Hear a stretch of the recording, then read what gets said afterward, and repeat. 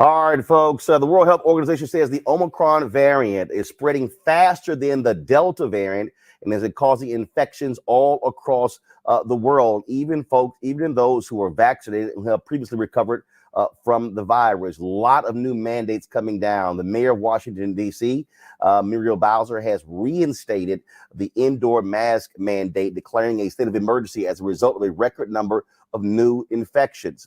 Also, there are booster mandates in D.C. As well. Folks, it begins tomorrow and it's going to go through January 31st, 2022. Now, here's where we stand in terms of the overall numbers. 52 million reported cases of coronavirus. Folks, since this pandemic started, 827,343 people have passed away as a result of COVID-19. Now, according to the CDC, 61.4% of the population in the U.S., they are fully vaccinated against COVID. Now, remember, fully vaccinated means 2 shots. Now they're talking about adding the whole idea of the booster to now actually meaning fully vaccinated. When you add that in, that number drops in a significant way. So what is it about Omicron that makes this thing so different? Joining us right now, Dr. Tyson Bell, a critical care and infectious disease specialist from the University of Virginia. Dr. Joseph L. Graves, Jr., Professor of Biological Sciences at North Carolina A&T. Glad to have both of you on today's show. So, Dr. Bell, I'll start with you. This is what Omicron is doing is shocking. Frankly, a lot of folks who say they did not expect to see it to be this contagious. I posted this on social media. I tested positive on Saturday after testing negative on Thursday. And when my symptoms started on Wednesday, my doctors traced it back to essentially I probably was infected when I was on vacation in Hawaii. And so I want to ask you that because, again, a lot of people, we have all of these people who have thrown all kinds of different stuff out. And so let's sort of deal with that. How are you tracking when you think someone may have caught COVID? Is it 10 days back from they first having symptoms? Exactly. How do you all make that determination? Well, good question, because you can't really tell what variant you may be infected with based on symptoms alone. Right. And the testing, very important, right? So depending on if you have symptoms, that's your day zero, so to speak, or when they start, or if you don't have symptoms, it starts from when your test was positive. So that's when that quarantine period starts. But there's not really a symptom that would make one think that you have Omicron versus Delta. Frankly, they're both problems. So it would start from either symptoms or your test. But isn't this also part of the problem? Because, so perfect example, I had a scratchy throat on Wednesday. We did the show on Wednesday from Atlanta about 9:15. I said, man, give me something to drink. I said, my throat is scratchy. And then, went back to our Airbnb, woke up. I had some chills. I took a home kit test. It was negative. Take the next test 36 hours later. We have a staffer who actually diagnosed with bronchitis. Then, of course, again, clear, but all of a sudden over the weekend, test positive for COVID. You have some others who say they think it's allergies, or they think it's a cold. And so it's sort of like it's just difficult, folks, to understand that that all of a sudden, if you get a symptom, folks are saying, well, okay, what do I do? Do I immediately shut down? Do I immediately isolate? If I, like in my case, I had a symptom, but then I test negative. So what does the person do? Right. And you actually, that's goes to an important topic, that there are some signs with some of the rapid tests that in the early days of Omicron, they may not be as good as picking up on infection. So the PCR, or the laboratory test, that's the one that you might have to go to a clinic or a doctor's office for. That's the one that's the most sensitive. That's the gold standard. So if you have symptoms and that rapid test is negative, I wouldn't necessarily say that we're done with it. I would try to get that follow-up test. And so I'll give you a perfect example. So I'm in Atlanta. I was calling all around, could not find a location to get that PCR test. Where we are right now in this country, we're seeing massive lines all across the country. We're seeing home kits being sold out. Here we are about to go into 2022. And frankly, we as a country still have not been properly positioned to confront this pandemic. I mean, the fact that I'm seeing videos of people, 100, 200, 300 people in line, cars backed up, unable to find locations. I mean, we are still behind the 8 ball on this for some reason. I mean, there's a lot of blame to go around. I would add, in addition to the lack of rapid testing for everyone, we don't have the sequencing capability that other countries like in the UK have in order to even pick up on the Omicron variant. So there's a lot of things that we need to be doing better, and expanding rapid testing is definitely one of them. First of all, Dr. Grace, I want to bring you in. So when we had you on last year, one of the things that you made clear was that, look, you were going to have these variants. So what exactly is the Omicron variant? And when I see this story, to say the Wall Street Journal had a story right before I came on that 73% of all cases are now Omicron variant. First of all, how do you know that? And what makes this so different?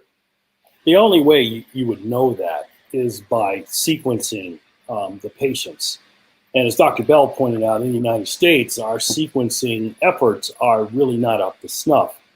But what we do know at this point is that the Omicron variant is 5 times more transmissible than the Delta variant. And the Delta variant was very transmissible. And so, I hate to sound like a broken record, because you and I have been having this conversation since the beginning of this pandemic. And I have consistently warned people that unless we drove down the number of infected individuals in the United States and worldwide, we would continue to see the evolution of new variants. And in the case of the Omicron variant, there are close to 400 mutations in the spike protein.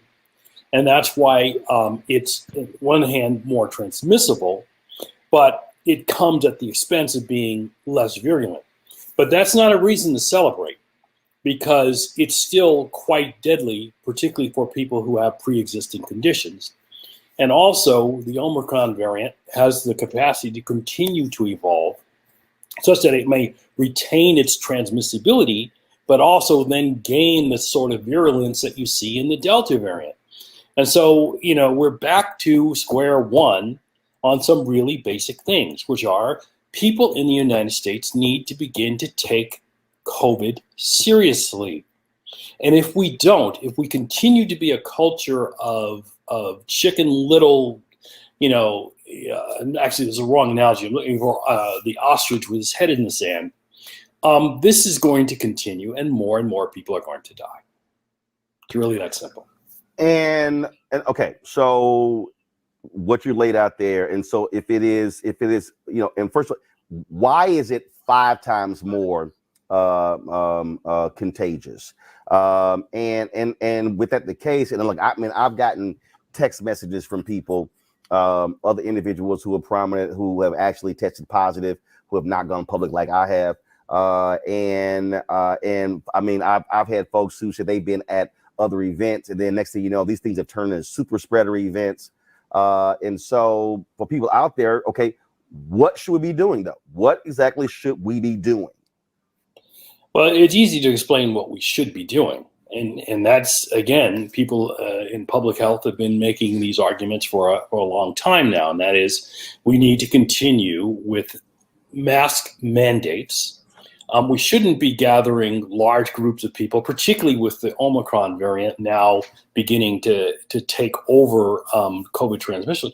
We should not be gathering large groups of people in closed spaces. It's just a wrong idea.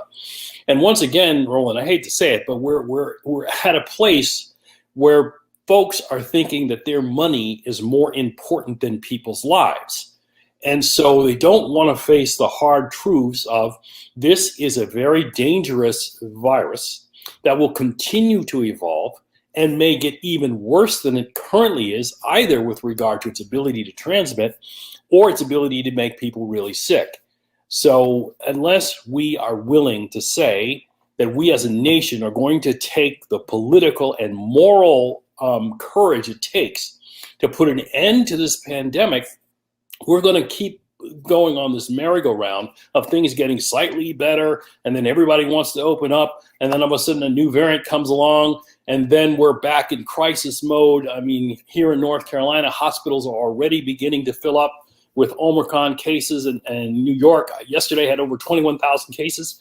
So it's this lack of a consistent policy, and it's a lack of this willingness to basically do what's right with regard to the health and well-being of people in the United States and around the world, which keeps us coming back to these conversations. And again, I feel like I'm a broken record, but this is a record that's going to keep playing as long as people are unwilling to do what we need to do to stop this pandemic. So Dr. Tyson Bell, when we talk about, okay, how do we deal with it? Okay, so I just took my temperature, it's 97.9. Last week, it spiked to a fever of about 103. While in Atlanta, I took the monoclonal antibody infusion. Okay, so if we're talking about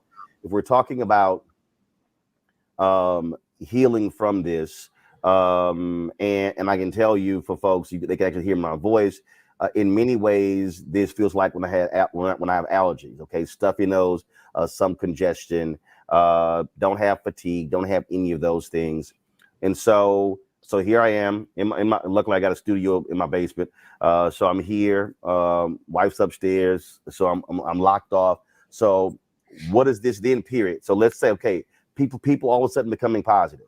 How long then should they simply be self-isolating? What's that process? And how does one know you're getting better? What then happens? Right. So the recommended isolation period is 10 days if you're positive. So that would either be 10 days from when your symptoms started, or if you did not have symptoms, 10 days from your positive test. You don't have to be completely better, but you should have your fevers. They should be gone by that point. You should generally feel your energy starting to come back. Again, you might not be at 100%, but if you're on that road to recovery, if you're on the mend and your fevers are gone without taking things like Tylenol or Advil or Motrin, then that's a sure sign that you're kind of kicking it. The usual infectious periods in the first week usually. So that first 3 to 5 days is when it starts, but then it goes down and the virus levels do for most people, assuming you don't have any immunocompromising conditions or on medications like that. So I would say 10 days for most people. And of course, watching out to make sure no shortness of breath, things along those lines. There's no turn in terms of symptoms. Exactly. And then while we're at it, let's just make one thing clear that the vaccine, I know you've received the vaccine. It's still working. I mean, the vaccines are never perfect. We never said that they were. They mostly are very good at keeping out of the hospital. I mean, it's not like you have antibodies that can run ahead and drop kick the virus before it interacts with you. Like you can still get sick. But the point is, it activates your immune system much earlier than it would otherwise, and it decreases your chances of having a serious illness so that you can actually, be positive, have COVID, and you can still do a show.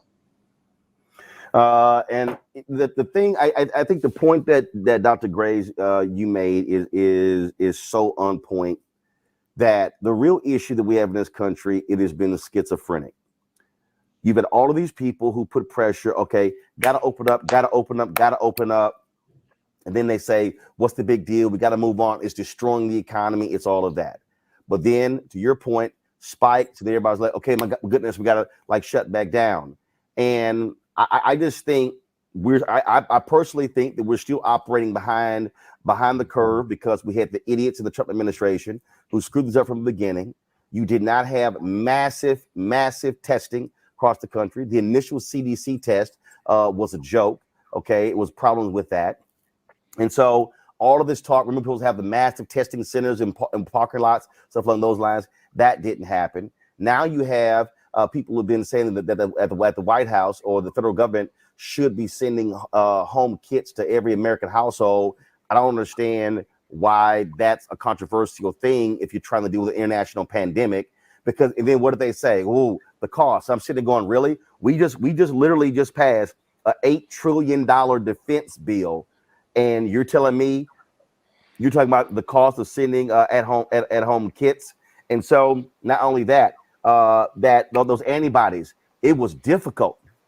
It was difficult to find when I was in Atlanta. I mean, we were calling all over. I was talking to Dr. Ebony Hilton, others here in Virginia, saying, well, what if I get it when I come back to Virginia? She was like, ain't not sure it's going to happen here as well. So here we still, as a nation, as our total infrastructure, are ill prepared for what is going on. And it's as if it's just like a patchwork every single day. Well, protecting people from COVID is a national defense issue, and it needs to be treated that way. And I keep trying to bring home the fact that as viruses go, COVID is not as bad as what's out there. I mean, it's bad, but we have other viruses that can be next up in terms of their ability to become pandemic, and their symptoms and their mortality is going to be much, much worse than COVID. So if we don't put in place the biomedical research and medical public health infrastructure to deal with these emerging pandemics, the next time around, things could be really worse. And I also want to drive home that right now, the vaccines are holding up against the Omicron variant. But as the virus continues to evolve, there is a real possibility that we're going to get a variant that escapes control by the vaccines, and then we really won't be prepared. So we're at a moment, again, where we have the opportunity to try to get things under control, but it takes a concerted national effort. And folks that have been out publicly against vaccines need to basically change their tune. They need to start coming out and telling their supporters that they need to get vaccinated so that we can get this country back on track. Dr. Bell, on that point, it was interesting when I posted on Saturday about testing positive. I had folks come on my Instagram page, others saying, well, I hope you're not sitting here mentioning that crap about vaccines. And I'm like, you damn right I am. I said, I don't give a damn what any of y'all critics think. I said, and I made it clear, every critic of the vaccine can literally kiss my ass. Because the bottom line is this here. There is no way in hell you're going to sit here and tell me that I'm not going to be trying to figure out every way to be fully protected. And that means the vaccine, that's the booster. I was scheduled to get my booster December 28th. But I still know someone who vaccinated and boosted who also got COVID. And here's the problem, Dr. Bell. I think part of it still goes back to when we first started. So many people were under the assumption or were led to believe that the vaccine was the cure. And so I think there's this whole deal here in people's minds. Well, you like I had some idiot, some loudmouth, who did a video on me. Oh, see, he out there promoting vaccines and he got it. I'm like, well, yeah, fool. Like, it's there. So explain. So I need both of you to please explain to these loudmouth nutcases exactly what the purpose of the vaccine is. And it is not a cure. There's no thing that's going to completely protect you from not getting it. It is designed to ensure, frankly, you're not going to be on a ventilator if you do get it. I think the easiest way to explain this is just to talk about what I've seen in my ICU.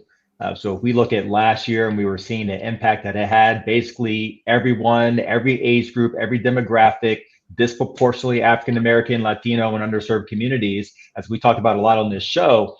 But we rolled out vaccines to these communities. And now in my community, Black and Latino communities are highly vaccinated. So who are we seeing now in the ICU? It's unvaccinated people. I'm not seeing any more 20, 30, 40, 50, 60-year-old people who are fully vaccinated. It's all unvaccinated people. There are a few breakthrough infections and people who have these compromising conditions, but it is mostly unvaccinated people. So the face of the pandemic, at least for people who are severely ill, has changed in my ICU. Dr. Graves? Yeah, I mean, I really can't add to that because the facts and the logic of this are so clear that I'm trying to find a way to speak to someone who doesn't utilize logic at all to understand the situation. It's simple. The vaccines are effective and safe. We are now seeing that people who have been vaccinated and people who have gotten boosters are less likely to catch COVID. And if they catch COVID, they're less likely to get very sick from it. We also have a complete opposite case of people who are unvaccinated. They're more likely to catch COVID and they're more likely to get very sick from it and they're more likely to die from it. It's as clear as I would say the nose on my face. I don't know what else to say. There are things called facts. I mean, it's these anti-vaxxers are equivalent to people who are arguing, well, that actually the earth is flat. That's the type of argument that they're making, that the earth is flat. No matter what evidence you provide for them, they will still adhere to the idea that the earth is flat. I want you to reiterate that point again, Dr. Bell, what is happening now with our hospitals. I've seen numerous reports that the hospitals are filling up. And largely the people who are coming in are folks who are unvaccinated. Yeah, I mean, I have just last week, we had a couple of young people that were in. So folks who are in their 30s, they have young children, they're unvaccinated. I ask everyone, assuming they're able to talk with me, I ask them, why didn't you get vaccinated? A lot of times as people say, I didn't think I needed to, I'm healthy, I take vitamins and things like that, that's good to do. But this is a global pandemic that has killed millions of people. And the vaccines offer extremely good protection from being severely ill. So it's the best decision you can make right now to go ahead and get vaccinated because, like I said before, what I'm seeing in the ICU were unvaccinated people who are getting critically ill. All right, then, gentlemen, I appreciate it. This is one of the reasons why, we made a point from the beginning to have our top Black medical experts on talking about this stuff so people understand and they're getting real information.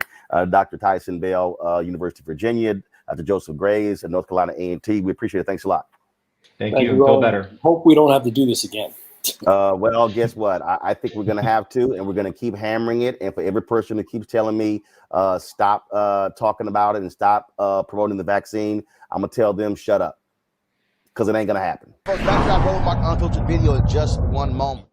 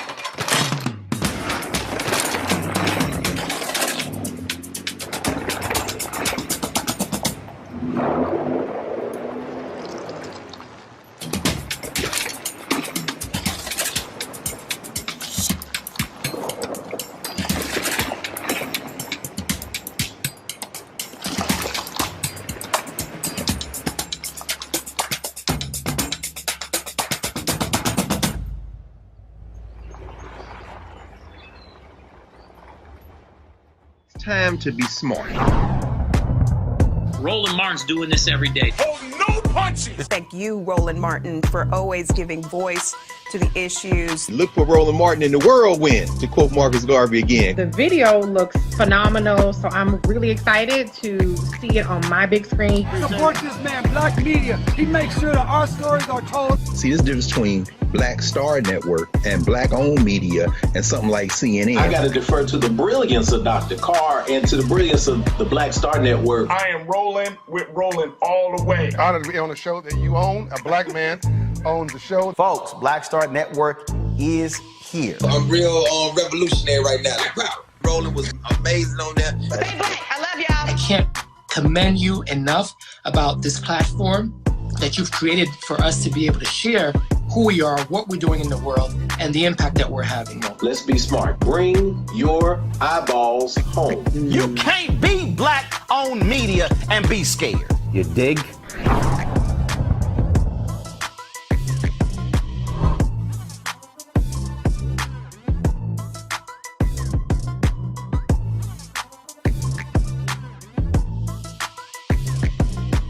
And, you know, when we're talking about the vaccines, we're talking about all of this. Now we're seeing the CDC came out and said that 79% of the Omicron the Omicron cases are with vaccinated people. So now the narrative changed again. Oh, it's not the pandemic of the unvaccinated. It's a pandemic that we all face. Come on, this is a bunch of bullshit. And it's sad because why? The human lives are being politicized. We are like in recent, you said the Matrix, and I saw the Matrix yesterday. We are in that Matrix. We are being used. We are being bamboozled, as Malcolm X said. We are being pushed around, and we got to wake up to the fact that this is the modern day America that we're currently living in. This is a very, very serious and dangerous time that we're living in. And as much as we want to laugh, and much I want to say this man is an idiot, and much as I don't have a love or really, anything for Candace Owens, the fact is people are following and listening to them, and more importantly, believe in their vision of America. We got a serious problem. The issue that we're facing right now is one, we talk about the issue of vaccinated versus unvaccinated. It's really right now what's happened to our hospital system. We're going to be having Dr. Peltz joining us shortly, and that is the people who currently are in ICUs and the people who currently are passing away. 4 out of the 5 people who are dying of COVID are those who are unvaccinated. So the problem that we're facing right now is, again, as somebody who's sitting here who got diagnosed with COVID positive test on Saturday, not having to go to the hospital, having the mild symptoms, that's also now where we are. The stresses that are still being put on our health system, the concern, and once Dr. joined us, the concern that we have now over this Christmas season coming up, with people traveling, folks going home, is who are the people who are going to be rushing into rushing into the hospitals. That's really where we are right now, and that's of great concern. That's true, Roland. I mean, first of all, brother, when you let us all know that you had taken and contracted the virus, I think it's sent a shockwave. But I'm gonna tell you, man, as you say, you're not in the hospital, thank God, and that's because you've been vaccinated and had scheduled your booster. I've been vaccinated. I got the booster several weeks ago now, and I went and got tested around the corner, which is as a matter of course. And I'm gonna tell you, and I know we've all seen the same things.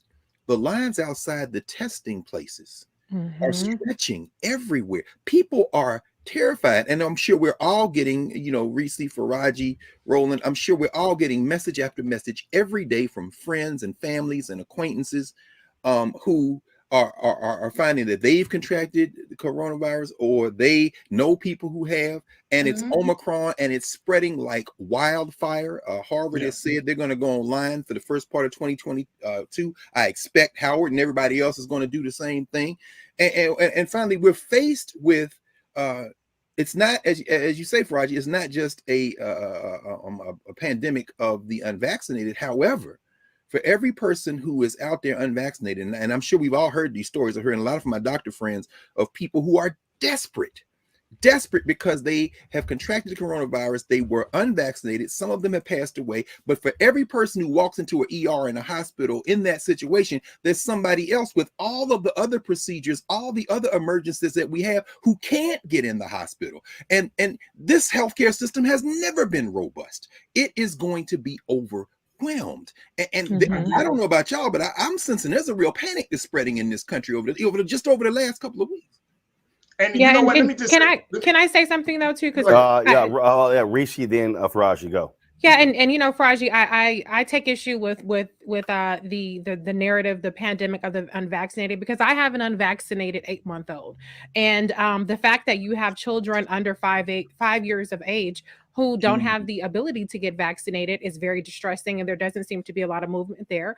I don't think that it's okay the way that the testing has not been scaled up. I mean, the CVSs around my house have stopped doing COVID testing. I went to get a rapid test on Friday from the CVS. There were plenty of kits. By Monday, there were no kits available to take from home. So there are so many things that we need to be doing. It can't all fall under the federal government. There are Republican governors, for instance, that are obstructing the COVID pandemic response. But the bottom line is that we all have a shared vested interest, and that's why it's called public health, and seeing to the end of this pandemic. But the reason why so many people are getting getting COVID despite being vaccinated is because most of the country is fully vaccinated, and the efficacy wanes after about 6 months, which is why we need boosters, and the messaging behind that has been disastrous. So I agree with you, Faraji, about this whole pandemic of the unvaccinated. I don't think it's constructive or helpful, but I think that it's one of the vaccine is a very major tool in our toolkit, and boosters is a very major tool, and people who are willing to get it, I'm not going to get into all the stuff about people that don't want to get it, but people who are willing to get it, get your booster shot. And, you know, make sure you're doing more testing to protect you and your family. I mean, I had COVID. My family and I had COVID back in August of this year, and we're unvaccinated. I'm going to just say it. We're unvaccinated. And, you know, I thank God that we were blessed to get through it, and that we weren't hospitalized or anything like that. And so, you know, I think that we have to look at what alternative means, what other things are going to be done. I don't like the fact that, you know, we can go back and forth and say vaccinated versus unvaccinated. But what I'm seeing out of this family is that, you know, you got a country that is going at odds and at war with one another over drugs. Now they have just approved, the FDA just approved the pills from Pfizer, the I think it's called Paxlovid, the new pill that's going to be out. The FDA just approved Merck's pill. Now we have from vaccines and booster shots. Now we're getting pills now. And I mean, it's just a very, very, the conversation around medication and the efficacy of this whole process is still very shoddy. You know, we're hearing some stories about people are still, you know, are starting to experience some side effects and some very severe consequences. But my point is that we're still hold on. You said we're hearing that people are experiencing some serious side effects. What? That's a general statement. So from side effects from boosters, you know, like people are, you know, my wife's friend mother had just gotten her booster shot, and she had a breathing problem. You know, she was saying like I got vaccinated, I got my booster shot, and I had a breathing problem. And look, I'm not going to go back and forth about vaccinated and unvaccinated. I think that's all comes down to your personal choice. But I do want to say that if we're looking at where this country is going and how this thing is moving, it's like we are all being, just like they say in the Matrix, sheeple. You know what I mean? We're just being shuffled along and being told, hey, we need to do it this way, we need to do it that way. And then what? Then you have a variant like Omicron that they're saying, hey, the vaccine may not be quite as effective. But the issue when you talk about being shuffled, the issue that the greatest issue that people are concerned about is being shuffled to graveyards. When you have Yeah, but 800, see, but you and I know, Brother Roland. Let's. no, hold on. I get that. Like I said, I had COVID too, Brother Hold Roland. on. But when we have 827,000 people who've died, that's Right. one. When you have right now, the number of people who are in hospitals, who are in ICUs, who are requiring hospitalization, and then when you look at who are the individuals that are there, first of all, out of the 1 out of 5 people who has passed away, they've actually been vaccinated. That in terms of, that means 4 out of 5 in 2021, 4 out of the 5 people who have passed away as a result of COVID have not been vaccinated. Then you also put on top of that pre-existing conditions, things along those lines. There's some people who have autoimmune deficiencies. They might have kidney issues and other things as well. And so you're dealing with that. What we are dealing with though, it is reality. And in reality that I keep saying is ain't no flip side to death. Mm-hmm. And so where people are right now, and so here are some basic questions that people got to be asking themselves. If a person chooses not to get vaccinated, should they be first in line at a hospital? That's if they have to go. No. But if they chose not to get vaccinated, then to Greg's point, So wait, when they're one second. Yes, sir. 1 second. To Greg's point, because of where we are with ICUs, there are people who need those beds. That's right. People who need surgeries who are unable to do so as a result of individuals with COVID taking up ICU beds. That's a real issue. We've had doctors on our show talk about they are facing that. How do we deal with that? Well, when you're talking about who has access, I mean, are we living in a country now that we determine, okay, you come into the hospital, what's your status? No. I asked a very specific question. For instance, there was a man who had pancreatitis in Texas. Okay, he had pancreatitis in Texas. Easily should have survived because of the lack of ICU beds. There was not an ICU bed in a 100-mile radius of where he lived. He eventually passed away. Many of those people who were in ICUs were people who were unvaccinated who had COVID.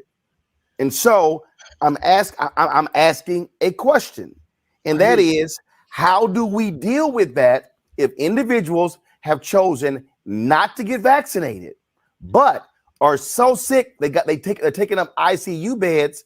What decisions should we make? I mean, I think it comes down to what you're saying, Brother Roland. That man had pancreatic cancer. I don't know the condition. No. He did not have pancreatic cancer. He had pancreatitis. That's different. Okay. Yes, sir. My point is, if his condition is as severe that he needed to be hospitalized, we don't know, and I don't know the condition of the unvaccinated who had used up those beds in that case. I don't know. Maybe their condition was more severe. I can't, and I'm not saying that he deserved to die, because I don't think anybody deserves to die if you have access to if you can get the care that you need. But I do know that we have to just take it, I think, by case basis. We can't just paint a broad stroke and make a general assessment about the situation like this as if people want to put other people's lives at risk. It's not that. And I mean, I know we say public health, but people do have the choice to make the decisions that they need to make. If we're saying public health, doesn't that rest on choice? But a person's choice, but a individual's choice is having an impact on other individuals. Greg, you were trying to get in. Same thing. We can say the same thing about smoking. We can say the same thing about smoking. We can say the same thing about other in public places. Yeah, but people still smoke. Reese. People smoke wherever they want to go. But there's been a massive shift in public health policy over the issue of smoking. Greg, go ahead. Yeah, I'll just keep this very quick, Roland. And again, and we say this every night in this space. This is why the Black Star Network is so important. I'm not a medical doctor. I don't even pretend to be one. I have had over the last almost 30 years now of teaching a number of students who've gone out to medical school who practice. I have a number of friends, like we all do, who are medical doctors, who are researchers. But when I watch night after night on this show, you bring in Black doctors, researchers, our man at North Carolina A&T, the brother out of Mississippi, Ebony Jade, all over and over and over again. It confirms what I think probably all of us are hearing from our friends and comrades who are medical doctors.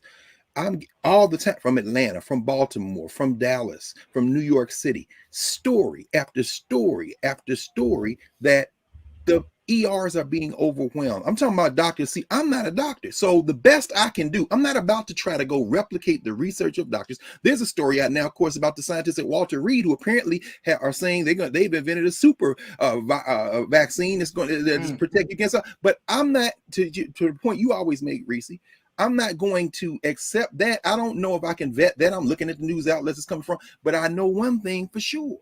I can tune into this channel and look and listen to doctors who look like me, who sound like me, who have been through the same experiences I have been, and I can weigh what they say against what I'm hearing from all kind of people who are medical professionals, and I would rather base my informed opinion on what they are saying than attempt to wade into a field that it takes people literally decades of study just to be able to walk in the door to have an opinion. It just doesn't make sense to me. Now, can I say something too, Roland? Now we do have folks who don't look like us who I appreciate coming on the show. Oh, no question. Dr. Peter Hotez is co-director of the Center for Vaccine Development at Texas Children's Hospital in Houston, my hometown. Always glad to have him here. And Doc, give us a sense of where we are. Look, we keep hearing Omicron versus Delta. We're seeing cases explode. As I said, I'm sitting here in quarantine right now, testing positive for COVID on Saturday. But pretty much feeling, still a little stuffy nose, still occasional cough, but that's it. No fever, nothing else, no shortness of breath, none of that. And just getting better by the day. Feels like when I had allergies. But we are still in an international pandemic facing a crisis because hospitals are being overwhelmed and many of those people are unvaccinated. Yeah, let me give you points and let's take it from there. First of all, this Omicron wave is like nothing we've seen before in the sense that it is accelerating at a rate we've never seen before. It is the most transmissible of all of the COVID variants by quite a lot, almost as transmissible as measles, maybe as transmissible, which is the most transmissible virus agent we know. And so that's why you're seeing the steep rise, especially in New York and Washington. And now the hospitalizations are picking up in New York and Washington. There's a buzz out there that's saying Omicron may not be as serious as the previous lineages like Delta, et cetera. I don't think that's the case. I think it's probably going to be as serious among the unvaccinated for reasons that we can go into. But we are starting to see hospitalizations in New York and Washington, and it's going to be across the country. That's point one. Almost all of those hospitalizations are going to be among people who've not been vaccinated. The number that's about out there is about 85, 87% of the severe illness and deaths are among the unvaccinated. The others mostly among the partially vaccinated. So we'll see that same pattern again. But here's the second hit we're going to face right now. Because this is so transmissible, and we are seeing that the booster shot is not quite as effective as the other boosters, as was pointed out. It's as effective at preventing death or serious illness, but it's not as effective at preventing symptomatic infection. So the problem that we face, this very unique wave, is that in addition to unvaccinated piling into the hospitals and ICUs, the healthcare workers, a lot of them are going to get breakthrough symptomatic infection even after their booster, which is not going to land them in the hospital, but it's going to keep them at home and out of the workforce. So you're going to see, we've already had a depletion of our healthcare workforce over the last 2 years for a lot of reasons, for attrition and burnout and all of the other factors that we've been hearing about. But on top of that, we're going to knock out an additional big segment of the workforce. And we know that mortality, death rates really climb when hospitals are going to get overwhelmed. And so that's what I'm worried about. It's going to be the unvaccinated piling into hospitals, and there's not going to be enough doctors, nurses, respiratory therapists to take care of them. And you're going to see mortality really start to climb. Two other things, and then I'll stop, which is the other thing we're finding is with this highly mutated virus, 2 of the 3 monoclonal antibodies that we have are not working. So we're not going to have as many treatment options. That Paxlovid medicine from Pfizer, forget it. It's not going to be ready in time for this wave. It's going to take months before we have enough of it. So we've got a lot of vulnerabilities, and our only real hope is that we persuade the unvaccinated to start getting vaccinated now, get that vaccination series. Otherwise, we're going to repeat what we've already just experienced. And what we've just experienced, Roland, and you alluded to it, is that since June 1 of this year, over the last 6 months, 200,000 unvaccinated Americans have needlessly lost their lives because they refused COVID vaccines, including the first death that we've had from Omicron last night in Houston, an individual who was infected and recovered, but decided not to get vaccinated on top of it because Omicron can cause reinfections very easily. So that 200,000 number of people who threw their lives away because they refused to get vaccinated over the last 6 months, that number is scheduled to double now, between now and the first quarter of 2022.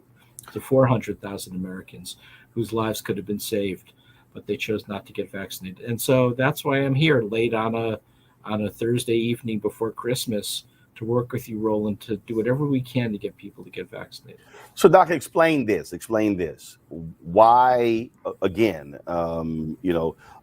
Faraji brought up an example of someone who he knows, or he heard an example of someone who had a side effect as a result of getting the booster. There are people who are afraid to take the vaccines. There are others, the people who have been mocking me, doing videos saying, "Oh, look, here he is out here touting the vaccine, and he got COVID himself." And I keep explaining to people, the vaccine was never designed to prevent someone from actually getting COVID. And so if there's somebody who's sitting here who's saying, "I'm unvaccinated, I'm not doing it, my family's not doing it," just lay out the risks that are involved. Well, the risk is, as I say, overwhelmingly the people who are dying in this pandemic right now are those who are unvaccinated.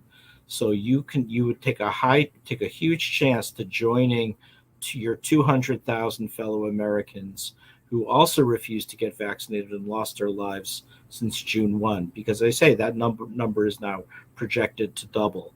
Here's what happens if you get vaccinated. If you get vaccinated, this Omicron variant is got a lot of escape mutations, which means that the vaccines, it's true, are not as effective against Omicron as they were against Delta and Alpha and other previous variants. So what that means is the vaccines now are still saving your life and still keeping you out of the hospital, but they are not always preventing symptomatic infection. It's about 75% protection against symptomatic infection versus Omicron versus 95% versus the previous lineages. So it's still pretty good, not as good. And that's why, Roland, you had a breakthrough symptomatic infection, but you're talking on a national radio broadcast with a cold rather than intubated in an intensive care unit. That's the effect of the vaccine.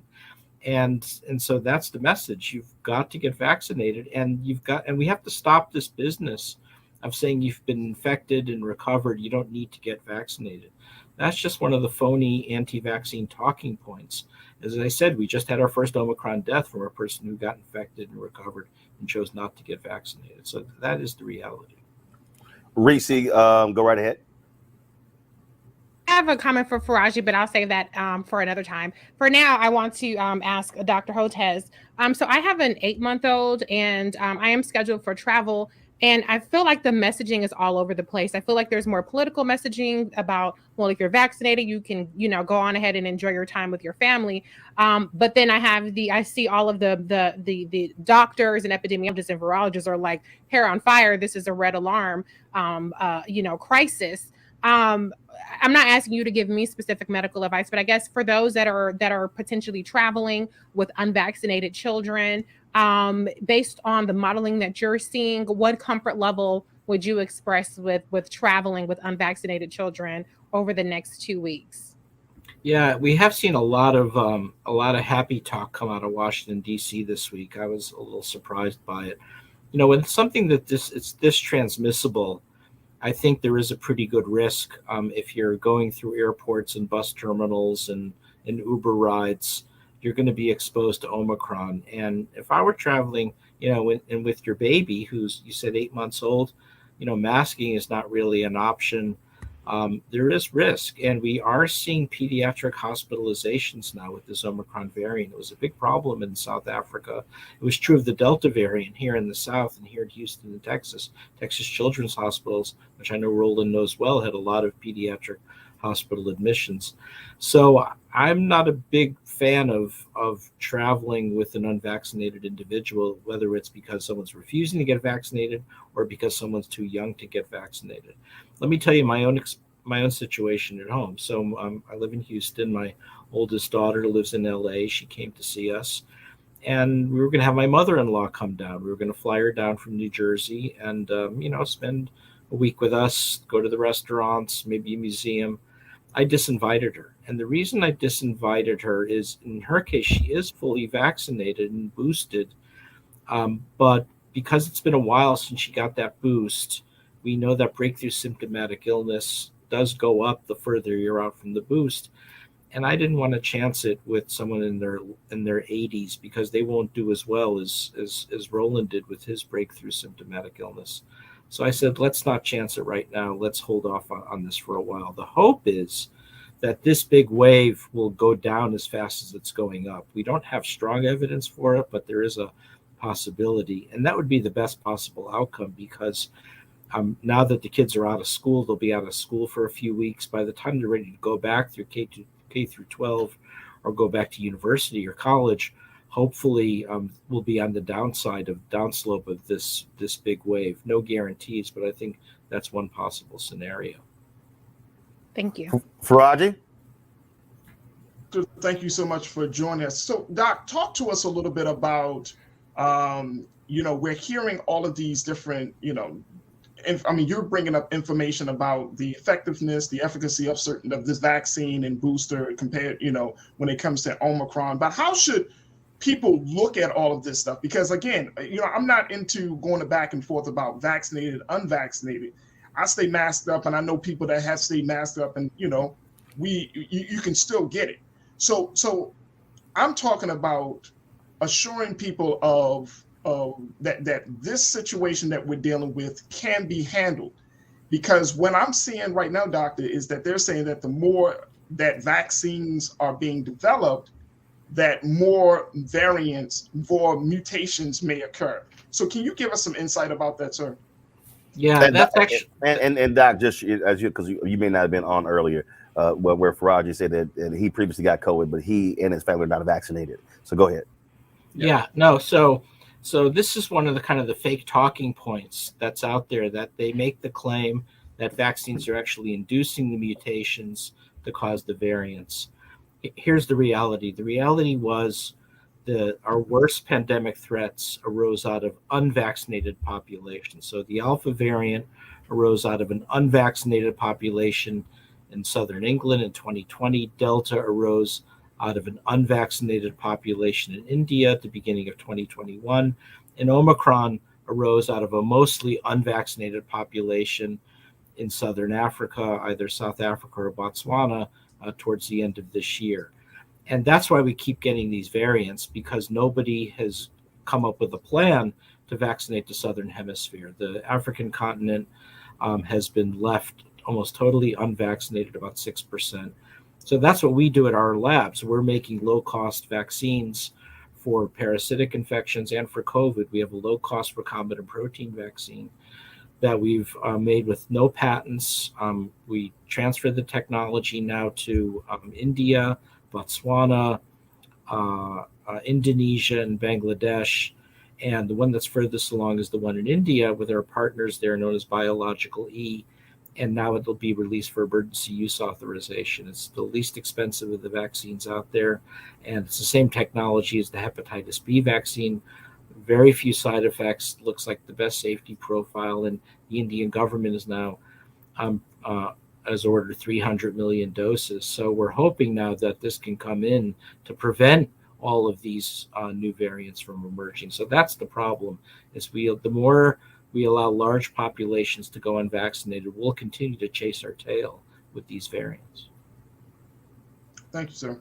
And we actually, in last year, the doctor, the scientist from North Carolina A&T we had on, that was one of the things that he said. He said, we've got to get as many people tested and vaccinated in order to stem these various mutations. He said, because when it jumps from one body to the next, it's going to start mutating left and right. Greg Carr, any question for Doc? Thank you, Roland. And thank you, Dean Hotez. You've kind of given part of the answer in responding to Faraji's question about this question of a global pandemic and where nobody is safe. And I read your comments on being against travel bans, and it makes perfect sense. Although I can't imagine that the pharmaceutical companies are very happy with you and your team as you're starting to give away proprietary patent to vaccines, but we must get everybody in the world. I appreciate that point. As I say, is if we had gotten even 10% of the amount of money Moderna had gotten and some of these others, we could have had the world vaccinated by now, in my opinion. Absolutely. But that's a different discussion, I guess, for a different day. No, actually, well, it is actually leads to my question, and I'm glad that you began the answer with answering Faraji. And my question is this: as an educator and one of my best students, former students, is a doctor, pediatrician in Atlanta. And it's very much what you've said there. She's confirming that what she's seeing in Atlanta. My question is, what do you see happening in the first quarter of 2022 as it relates to schools? K-12, higher ed. Are we looking at another shutdown in this country? Boy, I sure hope not, because I don't think our kids could handle it. And as a parent of formerly young kids, now they're adults, I know I couldn't have handled it. We've got to get our kids back in school. So I'm really, really hoping that we get this big wave way down, because I don't know that as a nation, we need our kids in schools. If you remember a couple of days ago, the U.S. Surgeon General, Vivek Murthy, I think is an excellent Surgeon General, came out with a report on the mental health impact of this COVID-19 pandemic on our kids. And it's just devastating. And it's not only because of the classroom education, but remember, you all know better this than anyone that in many of our inner city schools, that school is the place where you go get breakfast, or you go get lunch, or you get your mental health counseling. And so the impact of not having kids in school is just multiplied times 4 or 5. So we've got to make that a priority. All right, so Doc, so here's a question that I have, and again, just trying to understand this. Okay, so my first symptoms showed up last Wednesday. It was a scratchy throat, and then the next day I had chills, had a fever. Tested negative on Thursday, did one of the rapid tests, and then they said the next one would take 36 hours after that. On Saturday, I tested positive. And so I came back. I was in Atlanta. I came back. By the way, that's a pretty common story. So this is one of the interesting things about Omicron. There seems to be a lag between. So when you're first infected, the PCR is positive, but your antigen test is negative because there's still not enough virus there. And then it comes up after that. So that's actually not surprising. So you had the rapid home test was probably the antigen test that was a false negative because you had the virus. That's not surprising, but the PCR came back positive. Right. And so then I got home to Virginia on a Sunday and went into quarantine.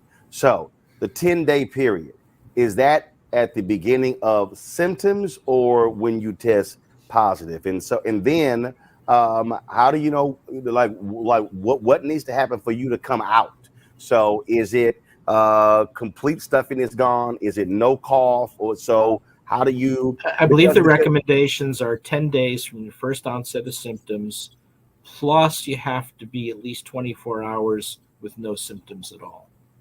Got so it. you have to meet those two criteria.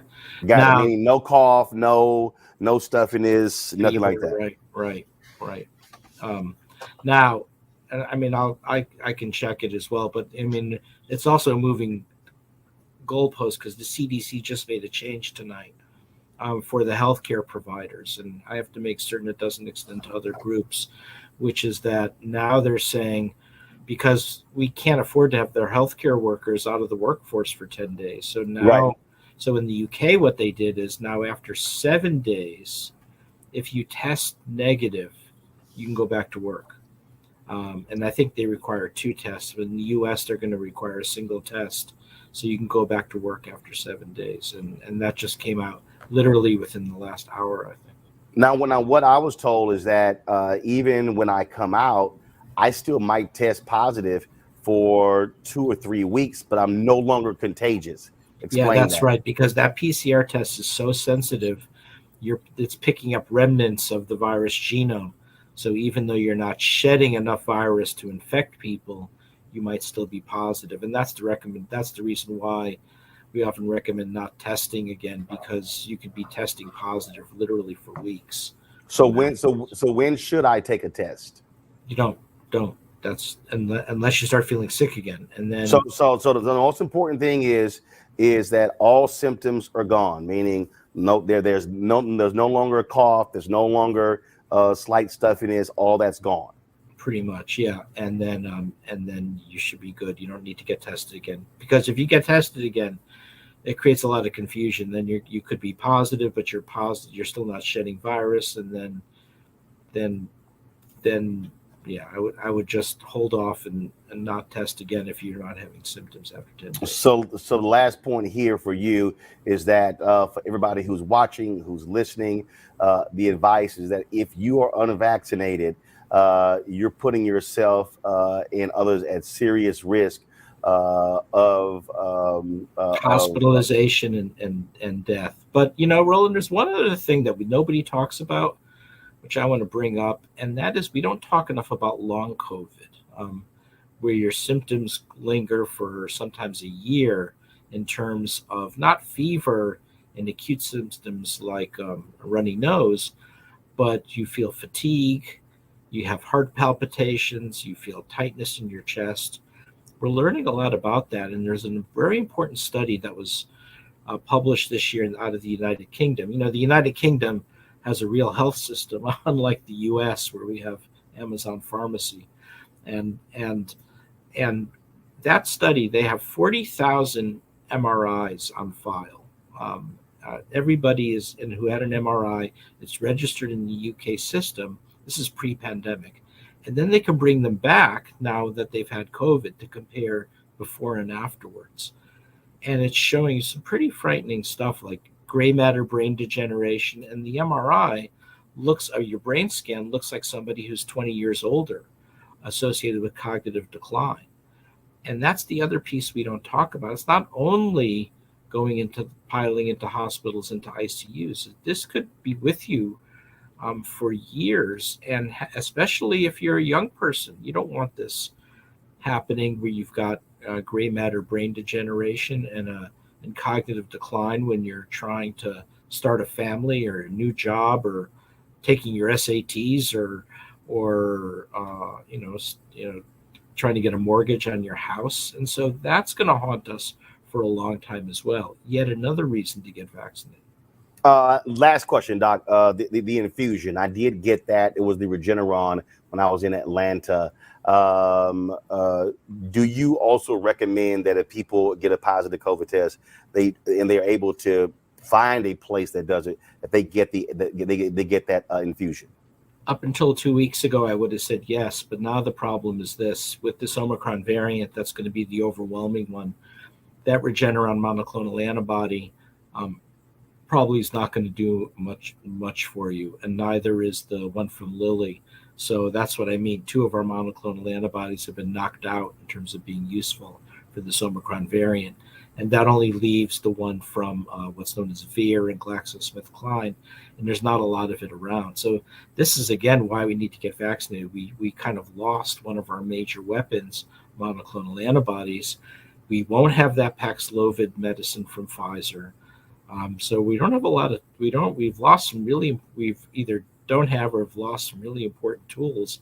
It's just a reminder why you need to get vaccinated. And even if you've been infected and recovered, like our friend that I was speaking to, we need to get that person vaccinated, because that's the only way to really prevent Omicron reinfection and prevent all of the things that we're talking about. Gotcha. So this is the last question. So you just said that. So first of all, I haven't taken a PCR, so I don't know if I got Omicron or what is it. It's just simply assumption. Yeah, the PCR won't tell you. It's a specialty kind of genomic testing that they're not doing it on everybody. But So now that I've had this, can you get Omicron again? Probably won't get Omicron again, but you may want to get another booster down the line, depending on how things go. They haven't come out with that recommendation yet.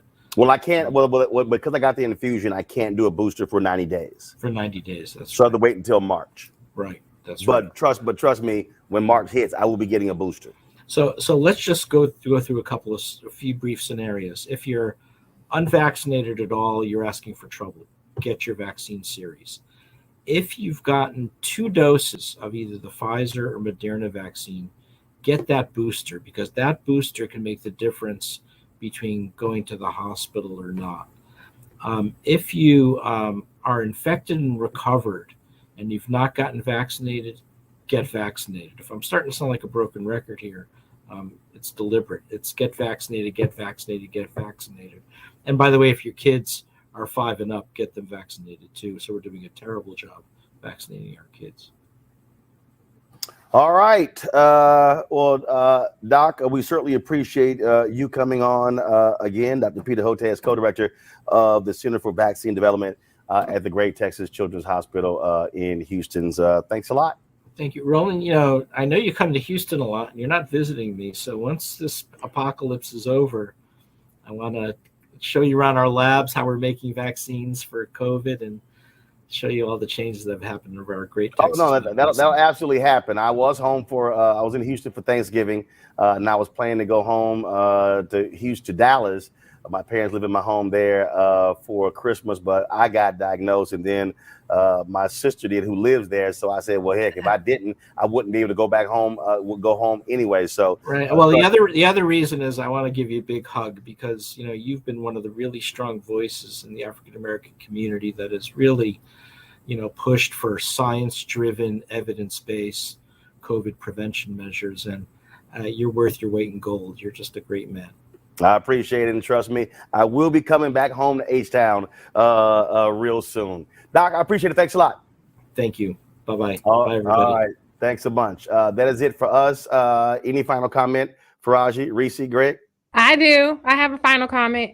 Go right ahead. I just wanted to respond, Faraji. I know we're always on your case, but you made a comment about sheeple and shuffling. And let me tell you, Faraji, I will Cupid shuffle, I will cha-cha slide, I will electric slide for my booster every 6 months. And if they say 3 months, whatever it is, because I am able to protect my baby, or partially protect her, through breastfeeding. And it's important to me to keep her as safe as possible, because she ain't nowhere near, unfortunately, getting the vaccine. But I also want to comment on the sheeple part too, because 65% of the disinformation and misinformation out there about the vaccines is from what they call the disinformation dozens. And Robert F. Kennedy Jr., with his so-called Children's Health Defense, is the main purveyor of disinformation, and it targets the Black community. I did an article about this and wrote about it in the Griot. And his own wife, now this is a staunch anti-vaxxer. His wife is Cheryl Hines, who's on Curb Your Enthusiasm. When they had a party at their home, she requested that people be vaccinated or testing. So I think it's really strange that the biggest anti-vaxxer purveyor in the Black community, or towards the Black community, is married to a person who wants people to be vaccinated that come through their home. So I will throw my lot in with world-renowned scientists and virologists and epidemiologists and experts throughout the entire world, the global medical community, before I throw my lot in Robert F. Kennedy Jr. and his BS. So I'm not, everybody do what they gonna do. But when you talk about sheeple, shuffling, Cupid shuffle, I will do all of that when it comes to doing my part in staying the hell out the hospital and staying the hell out the grave. Respectfully. I still love you, Faraji, but I just because you said sheeple, I was like, okay, well, it was the sheeple part coming in. I had to say that respectfully. Hey, I hear you, and that's certainly your choice, and I'm gonna respect your choice just as much as you respect my choice. So, I absolutely do. I really, for me, God willing, we'll be able to get through this, and then learn the lessons from it. Man, I don't want to see anybody die. I certainly don't want to die, but I don't want to put anybody's lives at risk. That's why my children, I mask up, and my family, we mask up everywhere we go. We keep our distance. We don't go out to a lot of places. So, we're still doing our part to make sure that we're being responsible about taking care of other people's lives. But, in this whole, as I was listening to Dr. Hortez, in this whole situation, I really hope and pray that we can get through this, not just our bodies, but also our minds, because a lot of people are being, misguided. And like you said, disinformation is so rampant right now. So, I have my faith and hope that we're going to get through this, but I hope that we get through this with the right mindset and to walk out of this with sanity and great substance, as the scriptures say, because that's what we're going to need to get through. I agree. Absolutely. Greg Carr, final comment. Yeah, I'd just say, Roland, I agree. We have to be together on this. And for all the folk out there who are teachers, substitute teachers, kindergarten teachers, we heard Dean Hotez say this. The emotional impact of coming into spaces where these children have been under a 2-year assault in many ways. It's taken its emotional toll on all of us. So those of you out there in the next couple of days who are delivering UPS packages and working for the mail service, be as careful as you can and know that not only are you in our thoughts and prayers, we must protect each other. And I'd only say a couple of other things. We're 3 days away from the first day of Kwanzaa, so Habari Ghani, the 26th will be Umoja. So it's happy holidays to everybody. And I'm looking forward, Roland, to your thoughts and commentary on Franklin Thomas. I know we didn't get to that tonight. If we heard the name Vernon Jordan and haven't heard the name Franklin Thomas, understand that this brother, who was the first Black person to run the Ford Foundation, had a great impact. The son of Barbados immigrants who came here, who was born here, Bed-Stuy, do or die. Look up Franklin A. Thomas, and I'm looking forward to hearing you have some comments on that, brother. And please, get well, brother. See, I ain't never got to see nobody again. I will stay here. I got plenty of reasons.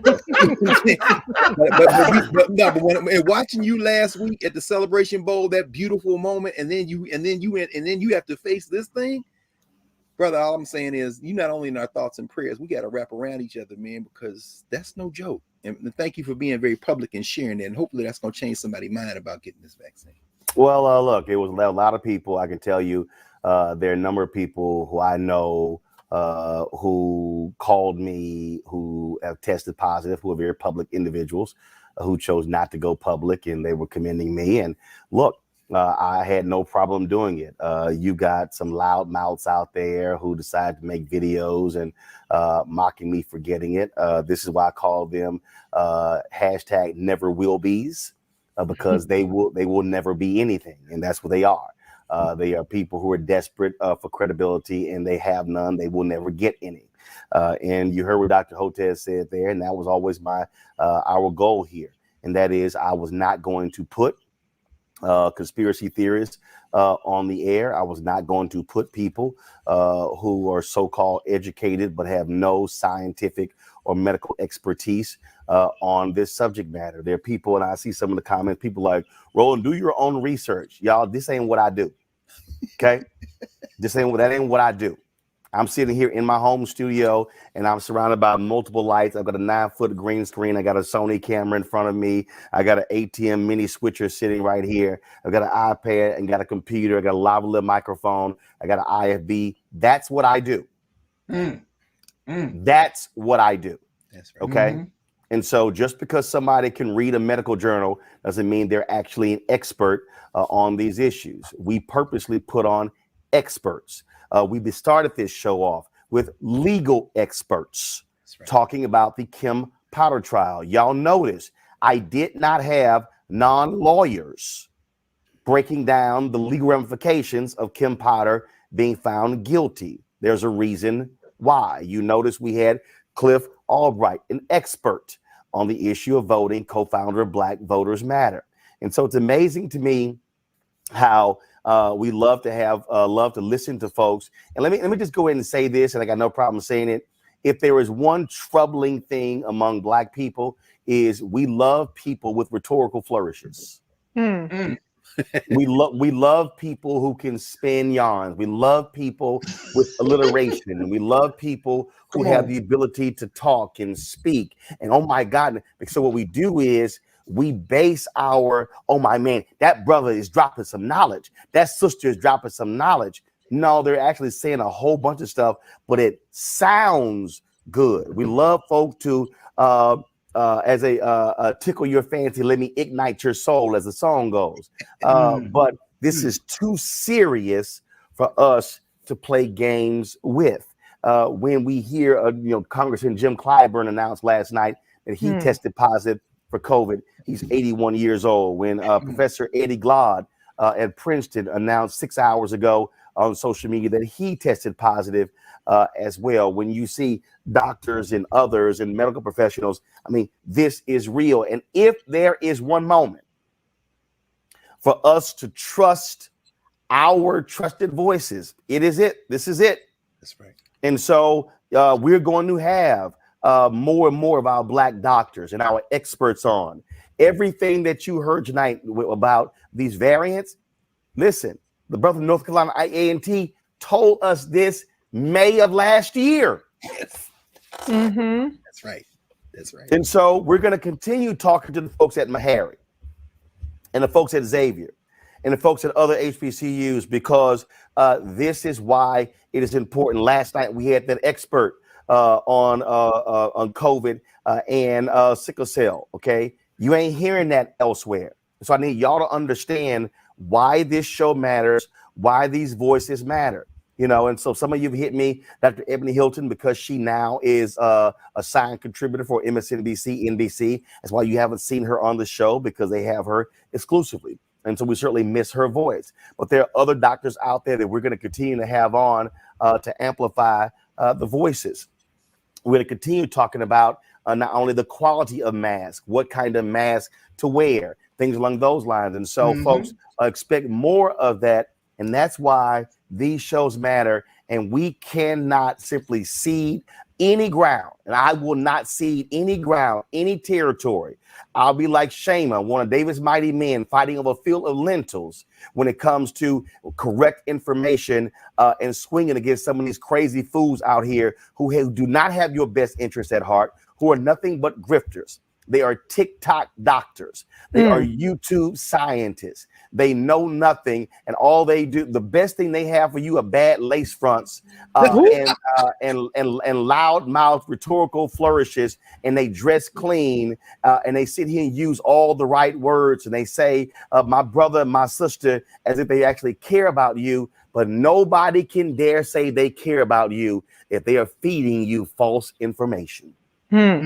Too many people are dying, and I don't want to have to do another story on a brother and sister who has died as a result of faulty information. And so that's why we're going to do what we do all day, every day. And so to Greg, Reese, and Faraji, I appreciate it. To all of our guests, thank you so very much. Folks, we do not have a show tomorrow.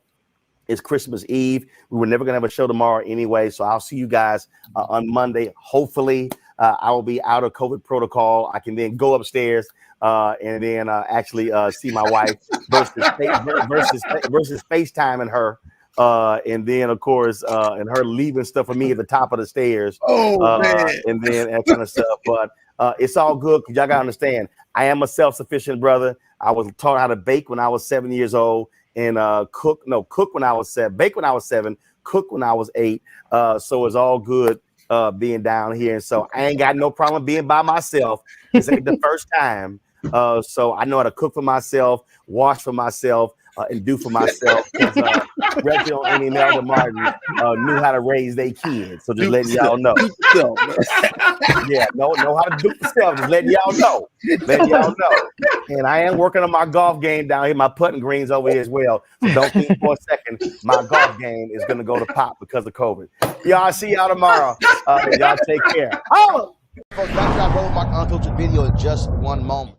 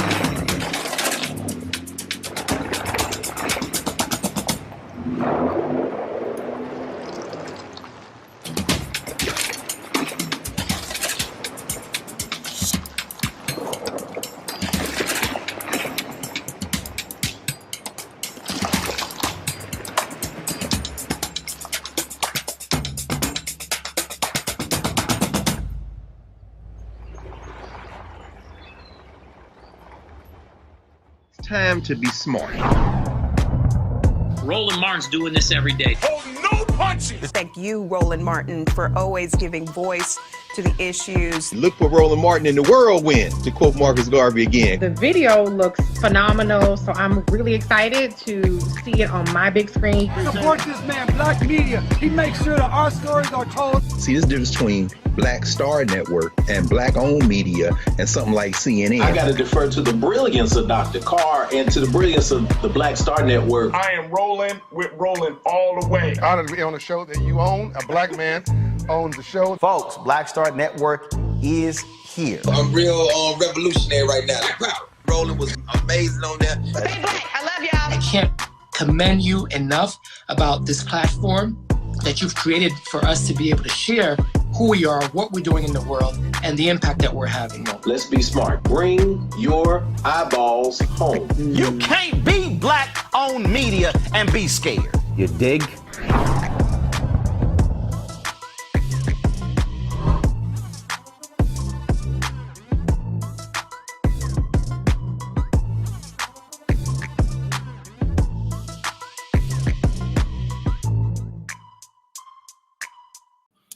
Today, President Joe Biden went before the cameras to talk about the Omicron variant. The cases are exploding all across the country as folks are testing positive as a result. This is what he had to say from the White House. That lay out the steps the Vice President and I are taking to prepare for the rising number of cases experts tell us we can expect in the weeks ahead. First, how concerned should you be about Omicron, which is now the dominant variant in this country, and it happened so quickly? The answer is straightforward. If you're not fully vaccinated, you have good reason to be concerned. You're at a high risk of getting sick. And if you get sick, you're likely to spread it to others, including friends and family. The unvaccinated have a significantly higher risk of ending up in a hospital or even dying. Almost everyone who has died from COVID-19 in the past many months has been unvaccinated. Unvaccinated. But if you're among the majority of Americans who are fully vaccinated, and especially if you've gotten the booster shot, that third shot, you have much less reason to worry. You have a high degree of protection against severe illness. But because Omicron spreads so easily, we'll see some fully vaccinated people get COVID, potentially in large numbers. There will be positive cases in every office, even here in the White House, among the vaccinated from Omicron. But these cases are highly unlikely to lead to serious illness. Vaccinated people who get COVID may get ill, but they're protected from severe illness and death. That's why you should still remain vigilant. According to our doctors, even if you're fully vaccinated, you should wear a mask when indoors and in public settings. Now, let me tell you about the additional steps I'm ordering today to take on what is coming. I know you've heard a lot of this in the news already this morning. 3 weeks ago, I laid out a COVID-19 action plan for this winter that prepared us for this moment. Today, we're making the plan even stronger. First, we're setting up our vaccination and booster efforts. We're stepping it up significantly. In the past 2 weeks, we've seen the highest vaccination rates since last spring. And we aren't as vaccinated as a country as we should be, though. That's why we have added 10,000 new vaccination sites on top of the 80,000 sites that we already had in place. And even more will open in January.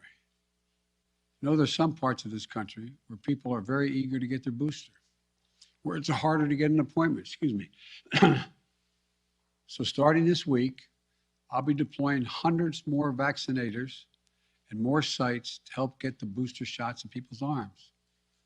I've ordered FEMA, the Federal Emergency Management Agency, to stand up new pop-up vaccination clinics all across the country where you can get that booster shot.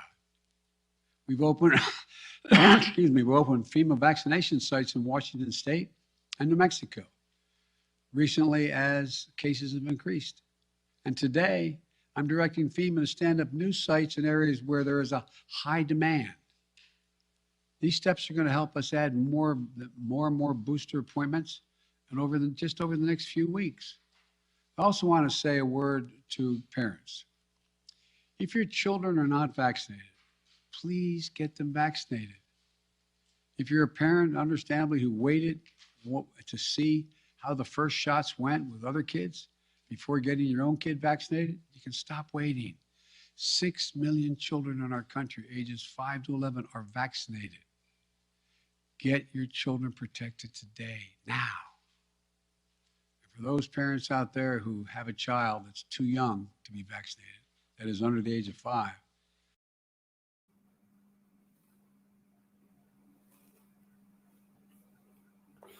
All right, folks, let's go right to my next guest. She is out of Silver Spring, Maryland, Dr. Melissa Clark. She's a co-founder of LAC Coalition Against COVID. Dr. Clark, glad to have you here. And so let's talk about. Hi, Roland. That's the Black Coalition Against COVID. I'm sorry. I'm sorry. They had this wrong in the script. So let's get right to this whole thing here, because this is where I'm sort of confused right now. A couple of weeks ago, the White House was challenged on about sending home COVID tests. Oh, it can't be done. It's going to be too costly. Here we are 2 weeks later, now saying it's going to be done. Now they're announcing they're increasing COVID testing sites. Okay, I'm just trying to understand why weren't these increases in place? Why are we talking about 2 weeks later?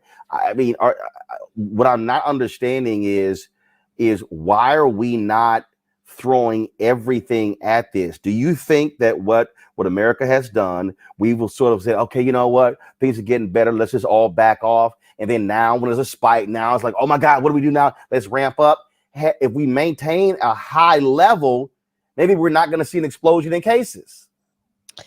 Well, certainly, I'm glad to be here, Roland, and that's an excellent question. There has been sort of a gradual ramp up. And let me say, first of all, thank God there is a plan, because we are definitely better than we were a year ago when there was no plan. And there has been gradual ramp up of testing capacity, approving home tests.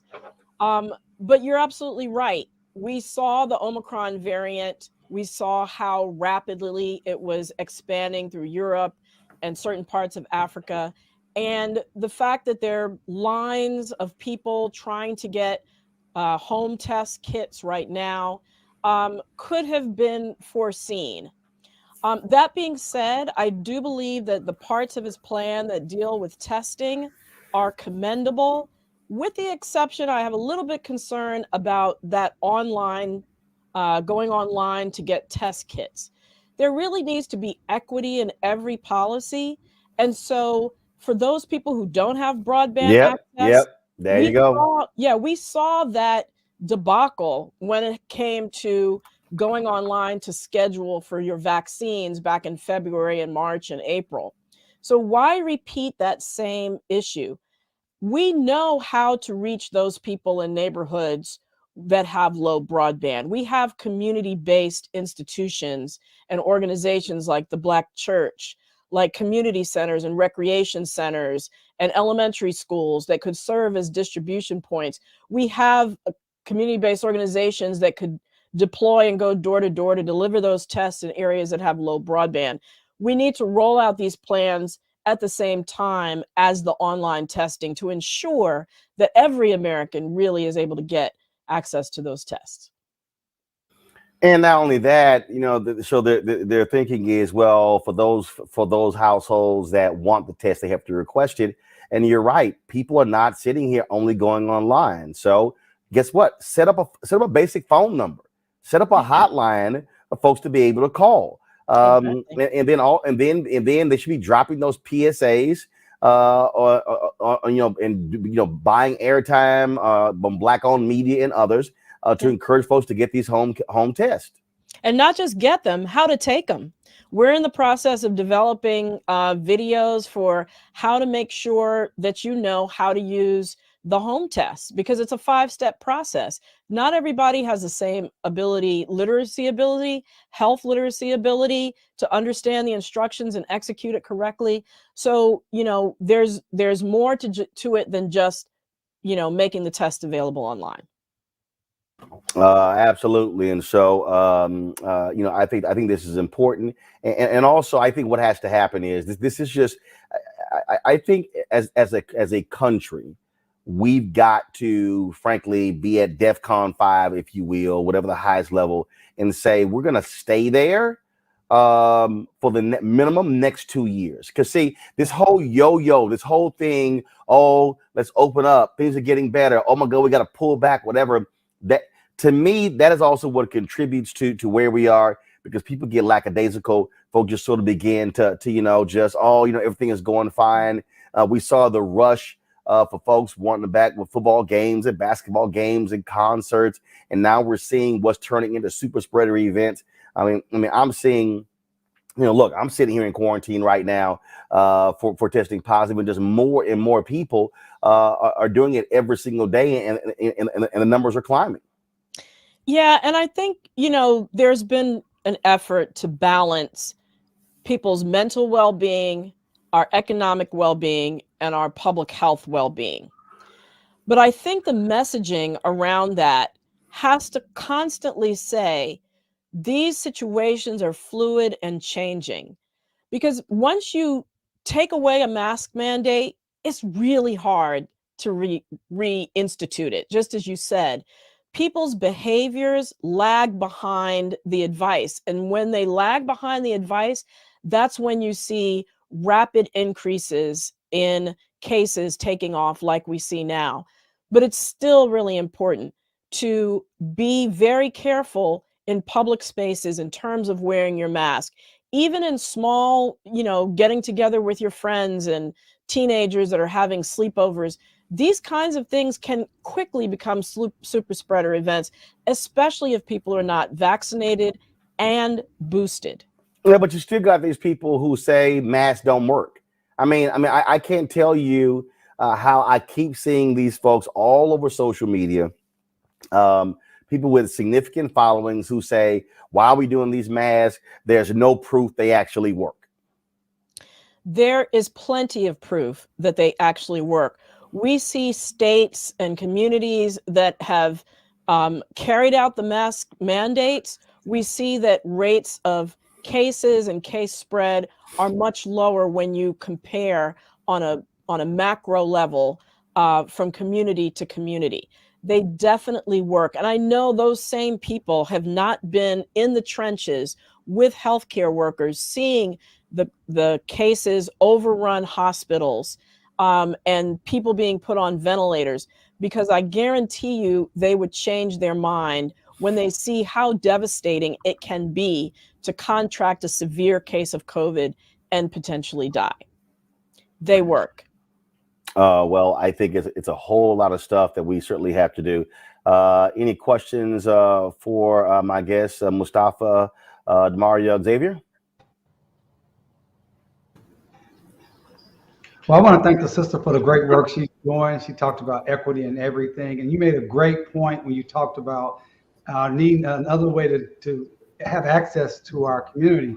Everyone is on email. You know, at our organization, Justice for Greenwood, we had to set up a hotline just for that reason, because some of the older people that we're trying to impact, they don't use email. They're not getting online by themselves. And we know our community, older people are at higher risk. So I think that is very important to have those important voices like yours, Doc, making sure that our people understand what the issue is and how we can access and have actual access to the life-saving maneuvers.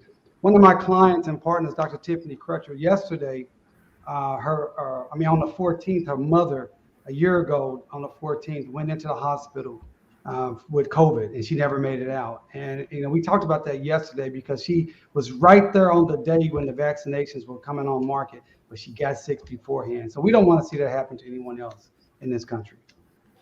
Absolutely not. And another thing that I often hear on social media is, well, why should I get vaccinated? Because people are getting sick who get vaccinated anyway. And what I always say is, when you're going out into sub-zero weather, you're going to want to layer up. You're going to want to have your long johns, your sweaters, and your down coat. That represents mass physical distancing and a vaccine. Are you going to feel cold? Sure, you'll probably feel cold, but you're not going to die of hypothermia. You're not going to get frostbite as if you were going out there naked with nothing on, which is basically what you're doing, especially in this Omicron wave, with how contagious it is. It's 3 times contagious, more contagious than Delta, which was 3 times more contagious than the previous variants. So it's incredibly contagious. And even though there's some evidence that there might be a little bit more mild disease, we don't know that yet. We don't know across the board how it's going to affect all populations. So it's really important now, more than ever before, to have all those layers in place, especially vaccination and boosting. And my heart goes out to Dr. Crutcher and her mother, certainly. We don't want to see that happen to any other family in the United States. What mask should we be using? Because I've seen other doctors who have been saying the last several days, folks, get rid of those cloth masks. They're not working. So what mask should we be using? So cloth masks were deployed just as an interim step because we could not ramp up mask manufacturing quickly enough to ensure that every American had a supply of masks. Now that we have the KN95 masks and the N95 masks available in drugstores and other retail outlets, those are what people should be using. So KN and N95 are fine. Yes, absolutely. And surgical masks. And if you only have one surgical mask, or I should say, if you're using a surgical mask, it's important to double up on the surgical mask because that makes them more effective. Or if you have a cloth mask and a surgical mask, double up. Xavier or Mustafa? Yeah, when I keep thinking about our seniors and the technology gap that's there and the information gap that's there, and getting them vaccinated and then getting them boosted with the changing of information. Roland talked about the going back and forth. How do we get information to our seniors to make sure that they are on board with the information that they're receiving to be protected? And also, we don't even know, I don't necessarily think they're aware of the proper mask and how do we get proper campaign out to our communities that have been hesitant and then now may feel even more distrustful, particularly of the government, of different age groups based on the changes and what's going on with Omicron. So one of the things that has been happening that doesn't get a lot of attention is there have been a number of initiatives across the country thinking outside the box in how to reach hard hit and hard to reach communities. I've been a part of that. My company is called the Be Health Empowered Group. And I'm a founder of the Black Coalition Against COVID. And we've worked with an organization called Choose Healthy Life and the Leadership Council for Healthy Communities to train 120 people across the country that are in faith institutions to go out and knock on doors and have events and talk about vaccination. there are phone trees in place through many of our churches now and faith institutions to actually try to reach some of the harder to reach communities, like some of our older Americans. And in addition, there are also other agencies like the Department of Aging in various cities that are also participating in some of these outreach opportunities to older adults.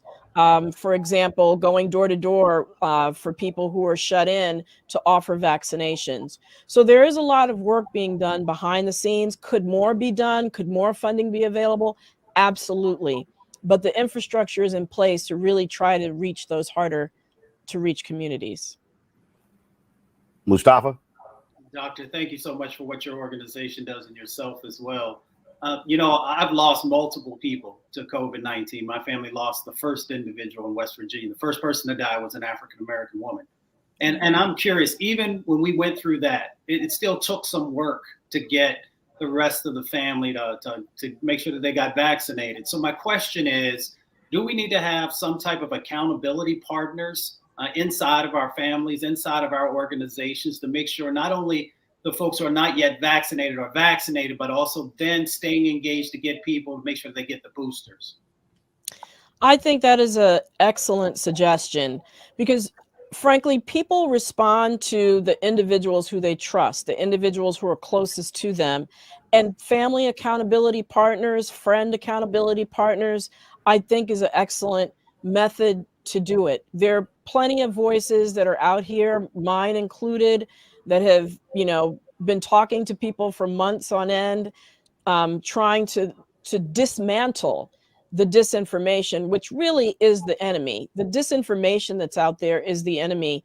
And people tend to build these echo chambers of disinformation around themselves because social media, as we know, serves up to you exactly what you want to hear based on your history. So really breaking through that bubble of disinformation is really what we have to do for our community, which, you know, we know is mistrustful and has reasons to be mistrustful of a government that has seemed to never want to do right by us, now saying, oh, here's this great vaccine that's going to help you out.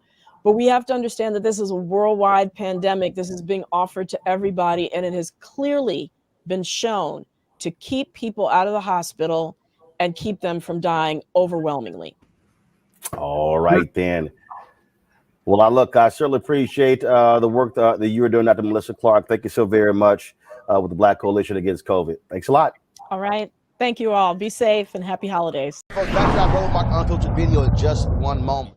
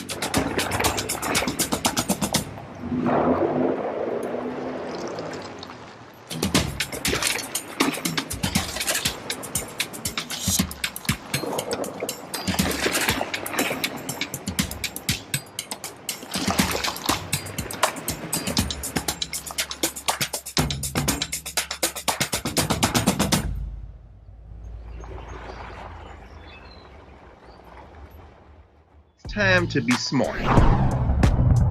Roland Martin's doing this every day. Oh, no punches! Thank you, Roland Martin, for always giving voice to the issues. Look for Roland Martin in the whirlwind, to quote Marcus Garvey again. The video looks phenomenal, so I'm really excited to see it on my big screen. Support this man, Black Media. He makes sure that our stories are told. See, this difference between Black Star Network and Black-owned media and something like CNN. I got to defer to the brilliance of Dr. Carr and to the brilliance of the Black Star Network. I am rolling with Roland all the way. Honored to be on a show that you own. A black man owns the show. Folks, Black Star Network is here. I'm real revolutionary right now.